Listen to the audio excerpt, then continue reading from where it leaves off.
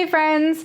Getting your child to sleep and stay asleep is one of the biggest challenges of parenthood, and there are no shortage of products out there to help. In this video, I'll compare the Nanit Sound Light to the Hatch Rest Plus 2nd Gen. These products look really similar on paper, but there actually are some big differences. I'll help you decide which is the right one for your family. If you want to check out these devices for yourself, please do use my links down below. If you use my link and buy anything, I do earn a commission. So first, let's quickly go through the similarities in these two items. They both do a good job of playing white noise sounds, and both allow you to cycle through your favorites that you've set up in the app just by touching the top. Both of them can be used as night lights to light up the room, as well as the colored lights that can be used with the app. And both of these can be used portably with no wires attached. Both of them last about 12 hours, so they can make it through the night without being plugged in. The battery also means if there's a power blip, there's no interruption, and your baby's white noise or light will continue all night long, which is really nice. And the retail prices of the two devices are really close. Both of these do come with an app, and the apps are remarkably similar. This is the Nanit app. In the first section, you'll see there's the favorites. So that's what's gonna happen when you press that button on the top. And you can set those up to any sound with light combo. And then in the center, you can just control it without using a preset. And then the last part is routines that you set to go off at certain times of day. And then here is the Hatch Rest app. You'll see it's pretty similar. This first section is what's going to happen when you touch that ring on the top, and then the second section is where you set what things you want to happen at certain times of day. And you can control it manually by using this part right here. Now let's take a look at some of the differences. We'll start with the Hatch Rest Plus first. The app is one of my favorite things about the Hatch Rest Plus. You can see that I have items that go from 1 to 2. So when I have the reading time going, what this says is it's going to run for 30 minutes, and then it's going to switch automatically to the nighttime. And then the nighttime is going to run forever until it's turned off or interrupted by another schedule. And down here, I've set a nap timer, and this will go for 1 hour. After 1 hour, it's gonna switch to the green. And so this shows the child that they can stay in bed for an hour, and then they're allowed to get up once it's green. Having these two-step options really makes this completely customizable. You can do similar things in the schedule, so I have it set in the morning to be yellow for 15 minutes, and then turn green when it's time to get out of bed. The Hatch app really makes things 100% customizable.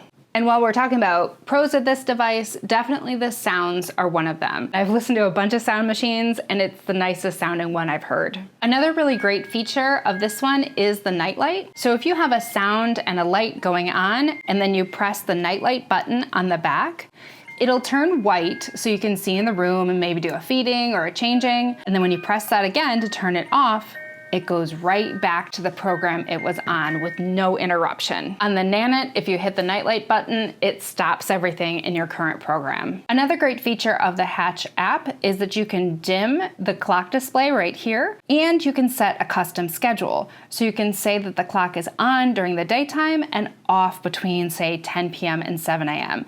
So then it can be completely dark at night. This is an awesome feature that I have not seen on any other device. The Hatch also comes with a charger base.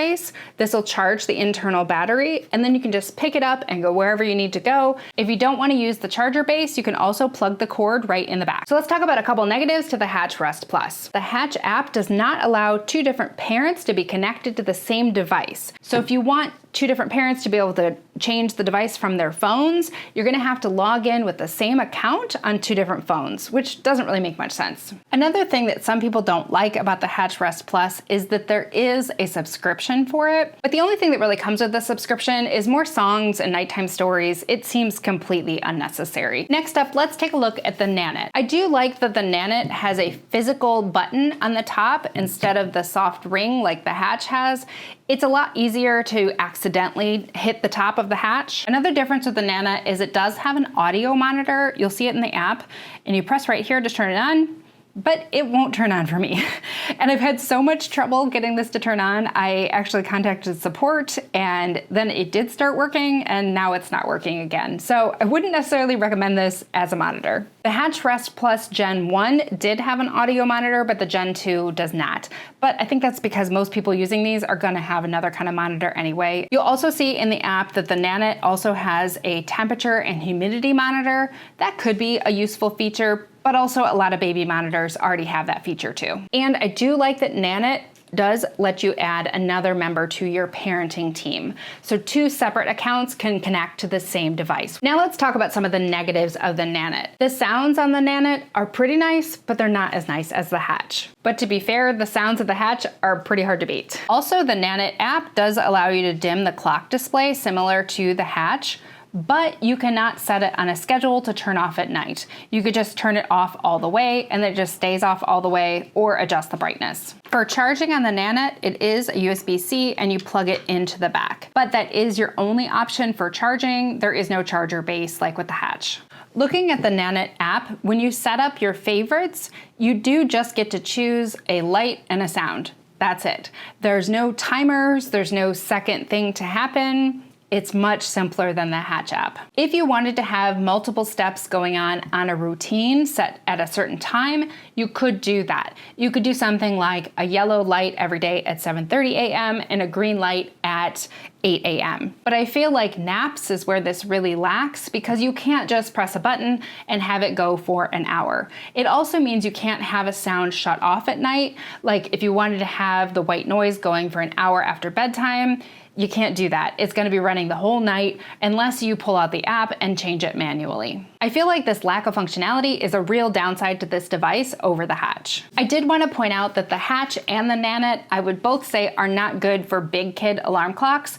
Once you have a kid going to school and needs to get up at a certain time, these would not be useful as alarm clocks because there's no way to set an alarm just using the buttons. You'd have to use the app, and there is no snooze alarm. If you want that kind of big kid alarm clock of functionality with the OK to Wake, the Little Hippo Mela is the one I'd recommend. Because the functionality is so much better in my opinion, I think it's definitely clear the Hatch Rest Plus beats the Nanit Sound and Light. And don't forget, I left the links to both these products down below, and if you buy anything through my link, I do earn a commission. If you like reviews and comparisons of baby products like this, I would love to have you subscribe to this channel. I'm trying to get this new channel off the ground, and I'd love to have you along for the ride. To see a little more detail about the Hatch Rest Plus, check out the full review of this one next. I'm going to leave the link right here for you.